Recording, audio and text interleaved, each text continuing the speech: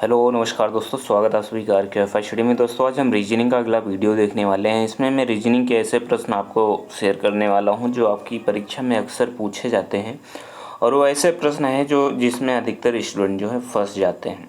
तो दोस्तों बहुत आसान तरीके से मैं बताने वाला हूँ शॉर्ट ट्रिक के माध्यम से, और इसे आप सेकंडों में इन्हें हल कर सकते हैं। तो चलिए देखते हैं कि रीजनिंग के ऐसे कौन से प्रश्न हैं जो आपके लिए इम्पोर्टेंट हैं। जैसा कि आपको थंबनेल में दिख रहा होगा, इसी प्रकार के प्रश्न मैं आगे शेयर करने वाला हूं इस वीडियो में। वीडियो अगर आपको अच्छा लगता है तो इसे ज़्यादा से ज़्यादा शेयर करिएगा, लाइक करिएगा, कमेंट करिएगा। अगर मेरे चैनल पर आप अभी नए हैं तो सब्सक्राइब करना बिल्कुल मत भूलना, जिससे कि आप मेरे जो नए वीडियो अपलोड होंगे वो उनका नोटिफिकेशन जो है आपको मिलता रहेगा। चलिए देखते हैं दोस्तों। इसमें सबसे पहला प्रश्न है कि जिस प्रकार का संबंध युवान का चीन से है, जिस प्रकार का संबंध युवान का चीन से है उसी प्रकार का संबंध एन का किस देश से होगा, ये बताना है।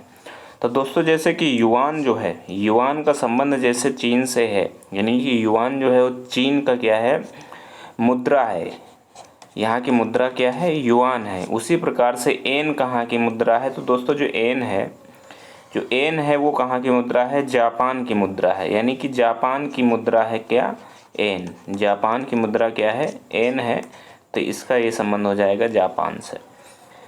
प्रश्न नंबर 2 देख दोस्तों, प्रश्न नंबर 2 है दर्पण प्रतिबिंब में आर एल के क्यू एस एन कैसे दिखेगा। दर्पण प्रतिबिंब में ये कैसे दिखेगा हमें ये बताना है। जैसे मान लीजिए कि आपका ये दर्पण रखा हुआ है, ये दर्पण रखा हुआ है। जब आप इसे देखेंगे तो ये दर्पण जो है पलट के इधर आ जाएगा। यानी सबसे पहले आपको एन ऐसे दिखेगा, एन ऐसे दिखेगा। उसके बाद में आपको एस दिखेगा, उसके बाद में आपको क्यू दिखेगा, और फिर के आएगा आपका, और एल होगा, और उसके बाद में आपका आर आ जाएगा। तो इस टाइप से आपको दिखेगा। तो ऐसे आपका कहाँ पे दिख रहा है, ऑप्शन नंबर सी में दिख रहा है। तो ऑप्शन नंबर सी इसका सही उत्तर हो जाएगा। प्रश्न नंबर 3 देखते हैं दोस्तों। वीडियो अगर आपको पसंद आ रहे हो तो वीडियो को ज़्यादा से ज़्यादा शेयर करिएगा, लाइक करिएगा, और चैनल जरूर सब्सक्राइब करिएगा, जिससे कि आपको सभी नोटिफिकेशन मिलते रहें। प्रश्न नंबर 3 है जिस प्रकार से 5 का संबंध 150 से है उसी प्रकार का संबंध 6 का किससे होगा। जिस प्रकार का संबंध 5 का 150 से है उसी प्रकार का 6 का संबंध किससे होगा। तो दोस्तों इस बहुत ही आसान तरीके से इसे हल किया जा सकता है। जैसे कि मान लीजिए 5 का हम स्क्वायर करते हैं, 5 का क्यूब करते हैं। 5 का जब हम क्यूब करेंगे प्लस 5 का स्क्वायर करेंगे, तो जब 5 का क्यूब और 5 का स्क्वायर करते हैं तो 5 का क्यूब आ जाता है 125 प्लस 5 का स्क्वायर आ जाता है 25। दोनों को अगर हम जोड़ देंगे तो 150 आ जाएगा। इसी प्रकार से अगर हम 6 का क्यूब करेंगे प्लस 6 का स्क्वायर करेंगे तो दोनों को अगर हम जोड़ते हैं तो 6 का क्यूब कितना होता है, 6 का क्यूब हो जाता है आपका 216। 6 का क्यूब हो जाएगा 216, और 6 का स्क्वायर हो जाता है 36। दोनों को अगर हम जोड़ते हैं, अगर हम दोनों को जोड़ देते हैं तो 6 6 12 हो जाता है। 3 1 4 प्लस 1 5 हो जाएगा, और 2 प्लस इसका हो जाएगा इतना 252। ऑप्शन नंबर जो इसका बी है वो सही उत्तर हो जाएगा। प्रश्न नंबर 4 है दिए गए चित्र में कितने त्रिभुज हैं ये बताना है। तो इस चित्र में कितने त्रिभुज हमें ये बताना है। तो इसको देखने से पहले हम छोटा सा एक आपको उदाहरण बताते हैं। जैसे कि मान लीजिए ये कोई आपको वर्ग दिया गया है, और वर्ग के अगर हम इसे 2 बराबर भागों में बांटते हैं तो इस तरीके से अगर हम देखेंगे तो इसमें कितने हो जाएंगे, 1 2 3 और 4 त्रिभुज ये हो गए। उसके बाद में आपका एक ये वाला बन गया, ये 5 हो गए, और एक आपको यहाँ से यहाँ तक हो जाएगा 6 हो जाएंगे। उसके बाद में एक ये हो जाएगा, ये 7वां हो जाएगा, और ऐसे ही एक का ऐसे बढ़ जाएगा यानी 8वां हो जाएगा। एक जो वर्ग होगा उसको 2 बराबर भागों में बांटने पर इसमें 8 त्रिभुज हो जाते हैं। तो इसमें आप देखेंगे कितने हैं, 1 है, 2 है, 3 है, यानी 3 है तो 8 त्रिक 24 हो जाएंगे। तो इसमें त्रिभुजों की संख्या कितनी हो जाएगी, 24 हो जाएगी। तो ऑप्शन नंबर डी इसका जो है वो सही उत्तर हो जाएगा। प्रश्न नंबर 5 देखते हैं क्या है। दिया गया समस्या चित्र नीचे के उत्तर चित्रों में से किसी एक में निहित है, उस उत्तर चित्र की पहचान करें। तो उत्तर चित्र की पहचान हमें करनी है। उत्तर चित्र की पहचान करने के लिए सबसे पहले क्या करना है, हमें इसको देख लेते हैं। एक ऐसे बना हुआ है, फिर ऐसे बना हुआ है, फिर ऐसे है, और फिर ऐसे है। अब देखिए इसमें कैसे बन रहा होगा, किसी में बन रहा है ऐसा। सबसे पहले आप देखिए ये ऐसे बना हुआ है, फिर यहाँ से लिया गया है तो ये तो नहीं बन रहा है ऐसे। फिर इससे देखते हैं करके, ये यहाँ से यहाँ तक बना है, उसके बाद में यहाँ से यहाँ तक बना है, फिर आपका ये यहाँ से यहाँ तक बना है, और फिर ये आपका यहाँ से यहाँ तक बना है। यानी ये ऑप्शन नंबर जो 3 है ये आपका बन रहा है, तो ऑप्शन नंबर 3 इसका सही उत्तर हो जाएगा। ऑप्शन नंबर 3 इसका सही उत्तर होगा, बाकी कोई इसमें नहीं बनेंगे। प्रश्न नंबर अगला देखते हैं। प्रश्न नंबर 6 है, उस विकल्प का चयन करें जो समस्या चित्र में प्रश्न चिन्ह यानी क्वेश्चन मार्क को बदल सकता है। क्या होगा इसका सही उत्तर? अब देखिए यहाँ पर आपको ये चित्र दिया गया है, और इस चित्र में जो आपको एरो है ये आपको इस तरफ दिख रही होगी, और बाकी जब इसको हम देखते हैं, इसे पलट देते हैं, जब इसे पलट देते हैं तो बाकी सब सेम है। ये यहाँ पर है, यहाँ पर, यहाँ पर, लेकिन ये जो एरो ये वाली इधर थी, अब ये यहाँ पर आ गई है। फिर इसको जब हम पलटते हैं तो क्या हुआ है, ये एरो आपको यहाँ पर दिख रही है, और तो जब हम अगली बार इसको पलटेंगे तो एरो ये कहाँ चली जाएगी दोस्तों, ये एरो आपको ये जब इधर पलट के आएगी ये यहाँ पे आ जाएगा ऐसे, और ये जो एरो आ जाएगी आपकी यहाँ पर बन जाएगी। यानी कि इस तरीके से किस में बन रहा है दोस्तों, ऑप्शन नंबर 1 में बन रहा है, तो ऑप्शन नंबर 1 इसका जो है सही उत्तर हो जाएगा। प्रश्न नंबर 7 है, दिए गए आरेख का ध्यानपूर्वक अध्ययन कीजिए और प्रश्नों के उत्तर दीजिए। विभिन्न वर्गों में दी गई संख्या व्यक्तियों की संख्या को दर्शाती है। कितने लोग शिक्षित और अमीर हैं लेकिन प्रसिद्ध नहीं हैं? यानी हमें बताना है ऐसे कितने लोग हैं जो शिक्षित भी हैं और अमीर भी हैं, लेकिन वो लोग प्रसिद्ध नहीं हैं। प्रसिद्ध वाला आपको यहाँ पर दिख रहा होगा, ये वाला हिस्सा है प्रसिद्ध का, यानी इस गोले के अंदर जितने भी लोग हैं, इस गोले के अंदर जितने लोग हैं वो लोग प्रसिद्ध नहीं हैं। ठीक है, प्रसिद्ध हैं ये लोग कितने हैं, प्रसिद्ध हैं। अब हमें बताना है कि वो ऐसे कितने लोग हैं जो शिक्षित भी हैं, ऐसे कितने लोग जो शिक्षित भी हैं और अमीर भी हैं। तो आपको दिख रहा होगा शिक्षित ये लोग हैं, अमीर ये लोग हैं, तो ऐसे कितने लोग हैं, यहाँ पर आपको दिख रहा होगा ये 3। यानी हमें इस गोले के अंदर जितना भी दिख रहा है उसे हमें नहीं बताना है, ये हमें इग्नोर कर देना है, ये जितने भी गोले दिख रहे हैं। अब यहाँ पर आपको दिख रहा होगा ये जो 3 हैं, ये 3 शिक्षित भी हैं और अमीर भी हैं, यानी ये 3 जो हैं शिक्षित भी हैं, अमीर भी हैं, तो 3 इसका जो है सही उत्तर हो जाएगा। प्रश्न नंबर 8 देखते हैं, चिन्हों को क्रमिक रूप से बदलने और दिए गए समीकरण को संतुलित करने के लिए गणितीय चिन्हों के सही संयोजन का चयन कीजिए। अब यहाँ पर हमें जो यहाँ पर गणितीय चिन्ह दिए गए हैं हमें इस समीकरण में रखना है, उन्हें हल करना है। तो सबसे पहले हम यहाँ पर संख्या लिख लेते हैं 5, 23, 24, 4, 10 और 111। देखिए सभी में लास्ट में बराबर दिया गया है, यानी कि लास्ट में जो उत्तर आना है वो 111 आना है। सबसे पहला वाला हम रख के देखते हैं। यहाँ पर सबसे पहले अगर हम यहाँ पे भाग रखेंगे तो अगर हम 5 को 23 से भाग करेंगे तो नहीं होगा, नहीं हो सकता है। इसका मतलब दशमलव में आएगा, दशमलव में उत्तर आना नहीं चाहिए क्योंकि 111 पूर्णांक है, यानी पहला जो है ये गलत हो जाएगा। पहला गलत हो जाएगा तो इसका मतलब है भाग पहले नहीं आएगा। तो भाग जब पहले नहीं आएगा तो अगली संख्या क्या हो जाएगी। दूसरा वाला हम करके देखते हैं। यहाँ पर गुणा करके अगर हम देखते हैं तो 5 को अगर हम 23 में गुणा करेंगे तो 5 तिया 15 हो जाएगा, 5 दूनी 10 और 11 यानी 115 हो जाएगा। दूसरी जगह पे क्या है, प्लस है, दूसरी जगह पर प्लस है और फिर भाग दिया गया है। 4 को अगर हम 24 से भाग करेंगे तो 4 छंग 24 यानी 6 आ जाएगा, 6 आ जाएगा। उसके बाद माइनस में 10 दिया गया है, माइनस में 10 दिया गया है और फिर बराबर 111 हो जाएगा। तो जब हम 115 में प्लस 6 करेंगे तो कितना हो जाएगा, 121 हो जाएगा। फिर माइनस 10 कर देंगे तो जब माइनस 10 कर देंगे तो कितना बचेगा, 111 बचेगा। यानी ये वाला समीकरण सही बैठ रहा है, तो ऑप्शन नंबर इसका जो बी है वो सही उत्तर हो जाएगा। प्रश्न नंबर 9 है, दिए गए समूह में भिन्न की पहचान कीजिए। यहाँ पे हमें भिन्न बताना कौन सा है। अब देखिए दोस्तों, जैसे कि मान लीजिए 12 से 24 पे आने के लिए क्या करना पड़ रहा है, यहाँ पर 12 को 2 से गुणा करना पड़ रहा है। फिर 24 से 41 तक आने के लिए क्या करना पड़ रहा है, 24 में प्लस 17 करना पड़ रहा है। यानी कि 12 दूना 24 प्लस 17 41 हो रहा है। इसी प्रकार से इसी प्रकार से दोस्तों अगर हम यहाँ पे 16 में 2 से गुणा करें, 16 में 2 से गुणा करें प्लस 17 करें तो आपका 49 आ जाता है। उसी प्रकार से 13 में अगर हम 2 से गुणा करें और प्लस 17 करें तो 43 आ जा रहा है। लेकिन यहाँ पर जो ऑप्शन नंबर डी वाला दिया गया है, ऑप्शन नंबर जो डी है ये आपका उत्तर हो जाएगा, क्योंकि जब हम 17 में 2 से गुणा करते हैं तो 34 तो आ जा रहा है, लेकिन अगर हम 34 में 17 जोड़ेंगे तो कितना आएगा, 34 में 17 जोड़ने पर 51 आ रहा है। लेकिन यहाँ पर आपको दिख रहा होगा, यहाँ पर आपको जो है 53 लिखा हुआ दिख रहा है, तो 53 इसका जो है नहीं होना चाहिए था। तो यही हमारा जो है उत्तर हो जाएगा। ऑप्शन नंबर जो डी है यही उत्तर हो जाएगा, यही जो है भिन्न है।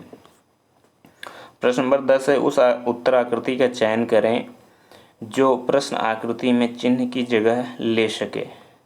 यहाँ पर आपको समस्या आकृति और उत्तर आकृति दोनों प्रकार की दिखाई गई हैं। ये समस्या आकृति है और ये वाली जो है उत्तर आकृति है। यहाँ पर आपको देखना है कि क्या यहाँ पे अगली जो उत्तर आकृति है वो कौन सी आने वाली है। अगली उत्तर आकृति कौन सी आने वाली है हमें ये बताना है। तो आप यहाँ पर गौर से देखेंगे अगर, तो जो ये वाले आपको आकृतियाँ दिख रही हैं ये सभी में लगभग सेम है। ये आपको ऐसे ही सभी में दिखेंगी। ये जितनी भी हैं वो लगभग सेम दी गई हैं। लेकिन यहाँ पर आपको ये वाली जो है वो आपको सब में भिन्न भिन्न, पहले ये इधर को घूमी हुई है, यानी इनका पहले डायरेक्शन इधर को है दोनों का। फिर आप देखेंगे फिर इनका डायरेक्शन आपको पश्चिम की तरफ दिखेगा दोनों का। फिर आपको पूरब की तरफ इनका डायरेक्शन दिखेगा और फिर पश्चिम की तरफ दिखेगा दोनों का डायरेक्शन। अब अगली बार इसका क्या पैटर्न बन रहा है, अब इसका पैटर्न पूरब की तरफ बनना चाहिए।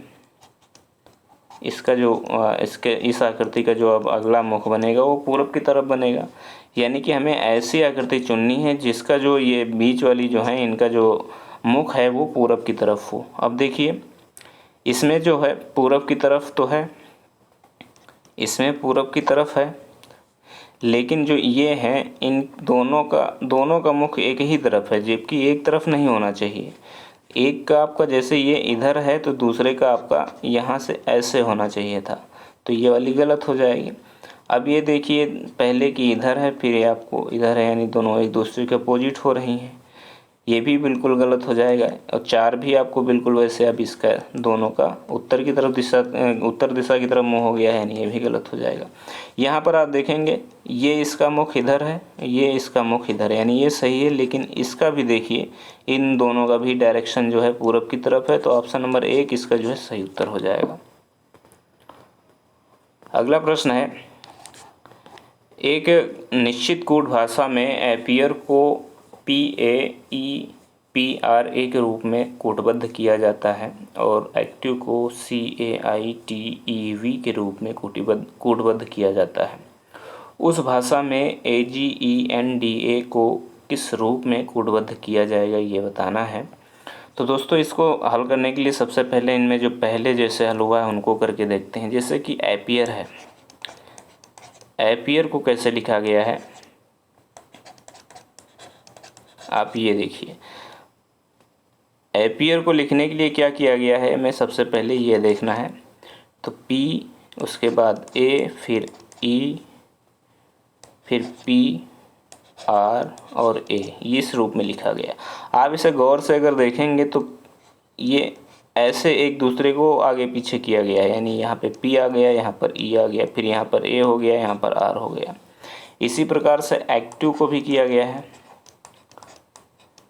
इसी प्रकार से एक्टिव को किया गया है। तो एक्टिव को देखेंगे तो यहाँ पर C हो गया, फिर A हो गया, फिर I हो गया, फिर T हुआ, फिर E और फिर V, यानी इनको भी एक दूसरे को काट दिया गया ऐसे करके। अब जो एजेंडा का होगा, एजेंडा का इसी तरीके से बन जाएगा, एजेंडा का आपका इसी तरीके से बन जाएगा। तो G का अगर हम काटेंगे तो यहाँ पर G आ जाएगा और A यहाँ पर आ जाएगा, फिर N यहाँ पर होगा और E जो है यहाँ पर आ जाएगा, और A यहाँ पर होगा और जो D है वो यहाँ पर आ जाएगा। यानी GANEAD किस में है, ऑप्शन नंबर बी में है। तो ऑप्शन नंबर बी इसका जो है सही उत्तर हो रहा है। प्रश्न नंबर 12 देखते हैं, कौन सा शब्द अन्य से भिन्न है। कौन सा शब्द अन्य से भिन्न है, हमें ये बताना है। तो जैसे यहाँ पर आपको दिख रहा होगा, इंच दिया गया है, सेंटीमीटर दिया गया है, आउंस है और यार्ड है। तो आप देखेंगे यहाँ पर जो यार्ड है, इंच है और जो सेंटीमीटर है, ये सभी जो हैं क्या हैं, लंबाई के मापक हैं। क्या है, लंबाई के मापक हैं। लेकिन जो आउंस है, आउंस जो है दोस्तों, ये द्रव्यमान का मापक है। द्रव्यमान का मापक है। तो इस तरीके से ये जो है भिन्न है सभी से। तो इसका जो सही उत्तर हो जाएगा ऑप्शन नंबर सी हो जाएगा। प्रश्न नंबर 13 दिया गया है, मार्केट को 63, 42, 81 और स्टीम को 71, 836 के रूप में कूटबद्ध किया जाता है। तो निम्नलिखित में से किस शब्द का कूट 71, 342 होगा, ये बताना है। तो आप देखिए यहाँ पर 71, सबसे पहले क्या दिया गया है, 71 दिया गया है। उसके बाद में 342। आप देखेंगे यहाँ पर 71 आपको दिया गया है और 71 किसके लिए यूज हुआ है, एस और टी के लिए। एस और टी के लिए जो है 71 यूज हुआ है। यानी 7 का मतलब एस हो जाएगा और 1 का मतलब टी हो जाएगा। उसी प्रकार से आपको यहाँ पर दिखा होगा 342। 342 जैसे ये बचे हुए हैं, तो 342 किसके लिए यूज हुआ है, ए, आर और के के लिए। ए, आर और के के लिए। तो ए 3 के लिए हो जाएगा, आर 4 के लिए हो जाएगा और 2 के लिए क्या हो जाएगा, के हो जाएगा। यानी स्टार्क शब्द बन रहा है। तो स्टार्क किस में दिया गया है, ऑप्शन नंबर डी में स्टार्क है। तो ऑप्शन नंबर डी इसका जो है वो सही उत्तर हो जाएगा। प्रश्न नंबर 14 है, निम्नलिखित प्रश्न में दिए गए विकल्पों में से संबंधित अक्षरों का चयन कीजिए। यहाँ पर आपको बताना है कौन सा अक्षर इसमें आएगा क्वेश्चन मार्क के स्थान पर। आप देखेंगे यहाँ पर जो सीरीज बन रही है, ए जो है पहले स्थान पे होता है, जे 10 पर होता है और एन जो है वो 14 पर होता है। तो जब ए से हम डी पर जाएंगे तो कितना हो रहा है, +3 हो रहा है। इसी तरीके से जब हम जे से एम पर जाएंगे तो भी +3 हो रहा है और एन से क्यू पर जाएंगे तो भी +3 हो रहा है। तो इसी प्रकार से अगर हम P से आगे संख्या पे जाएंगे, यानी यहाँ पर जैसे P है, T है और W है, जब हम P से अगली संख्या पे जाएंगे तो P +3 करेंगे, यानी P जो होता है वो 16 पर होता है, T 20 पर और W जो है 23 पर। तो 16 में +3 करेंगे 19 हो जाएगा। 19 अंग्रेजी वर्णमाला में S पर होता है, यानी S जो होता है वो 19वें स्थान पे होता है। 20 में +3 करेंगे 23 हो जाएगा और अंग्रेजी वर्णमाला में 23 पे क्या है, W है। और फिर 23 में +3 करेंगे 26 हो जाएगा और अंग्रेजी वर्णमाला में 26 पे क्या है, Z है। तो SWZ इसका सही उत्तर हो जाएगा। ऑप्शन नंबर जो डी दिया गया है ये सही उत्तर हो जाएगा। प्रश्न नंबर 15 देखते हैं। प्रश्न नंबर 15 है, निम्नलिखित शब्दों को उस क्रम में व्यवस्थित कीजिए जिसमें कि वे शब्दकोश में होते हैं। यानी जैसे जो शब्द है ऐसे शब्द हमें व्यवस्थित करना है जैसे अंग्रेजी वर्णमाला के शब्दकोश में होते हैं। यहाँ पर आप देखिए जो टी अक्षर है ये आपको सभी में मिल जाएगा, यानी टी सभी में मिल जाएगा। फिर आपको आई दिख रहा होगा, आई आपको ऊपर के 3 शब्दों में मिल रहा है, लेकिन आई से पहले आपको क्या मिल जाता है अंग्रेजी वर्णमाला में, आई से पहले आपको एच मिल जाता है। तो एच आपको कहाँ कहाँ मिल रहा है, 4 और 5वें में। अच्छा, जब दोनों एच कॉमन है तो आगे का अक्षर देखते हैं कौन सा कॉमन हो रहा है। तो यू भी दोनों में कॉमन हो रहा है। अब इसमें देखेंगे अगला अक्षर क्या है जो पहले आता है अंग्रेजी वर्णमाला में। तो यहाँ पर आर दिया गया है, यहाँ पर एन दिया गया है। एन जो है अंग्रेजी वर्णमाला में दोस्तों, एन जो है वो एस से पहले आता है, एस बाद में आता, और आर जो है वो बाद में आता है। तो पहले क्या आ जाएगा, पहले आ जाएगा 4, फिर आएगा 5, पहले आएगा 4 फिर आएगा 5। तो पहले 4 किस में दिया गया है, ऑप्शन नंबर बी में दिया गया है। इतना ही देखना पड़ रहा है, पूरा देखने की ज़रूरत ही नहीं। तो ऑप्शन नंबर इसका जो बी है वो सही उत्तर हो जाएगा। प्रश्न नंबर 16 देखते हैं। प्रश्न नंबर 16 है, दिए गए वेन आरेख के अनुसार गैर खिलाड़ी और अनुशासित लड़कों की कुल संख्या कितनी है, ये बताना है। तो यहाँ पर आपको चित्र दिख रहा होगा, बताना है कि खिलाड़ी ऐसे खिलाड़ी, गैर खिलाड़ी हमें बताना है, यानी जो खिलाड़ी नहीं हो वो अनुशासित लड़कों की संख्या बतानी है। ऐसे लड़कों की संख्या बतानी है जो खिलाड़ी ना हो और अनुशासित हो। तो खिलाड़ी के लिए किसको बताया गया है? जो लोग गोले के अंदर हैं वो खिलाड़ी हैं। यानी कि हमें जितना इसमें दिया गया है इनको नहीं देखना है, इनको नहीं देखना है। फिर क्या देखना है? अब गैर खिलाड़ी हो और अनुशासित हो। अनुशासित कौन से हैं? अनुशासित आपको ये जो आपको आयत दिया गया है, यानी इसके अंदर जो लोग हैं वो अनुशासित हैं। फिर क्या देखना है? अनुशासित तो होना चाहिए, साथ ही साथ लड़का होना चाहिए। तो लड़का आपको किस में दिखा है? वो होगा ये आपको छोटे वाले आयत में। तो ये छोटे वाला आयत है, ये आपको एक दिख रहा होगा, यानी ये जो बालक है ये अनुशासित भी है और लड़का है। यहाँ पर ये 9 जो है लड़का तो है, लेकिन ये अनुशासित नहीं है, सिर्फ लड़का है। तो ऑप्शन नंबर ए जो जहाँ पर एक दिया होगा वही सही हो जाएगा। तो ऑप्शन नंबर 2 में एक दिया गया है, ऑप्शन नंबर 2 इसका सही उत्तर हो जाएगा। दोस्तों उम्मीद है ये वीडियो आपको पसंद आएगा। अगर पसंद आता है तो ज़्यादा से ज़्यादा इसे शेयर करिएगा, चैनल को सब्सक्राइब करिएगा, कमेंट करके बताइएगा वीडियो आपको कैसा लगा। धन्यवाद। जय हिंद, जय भारत।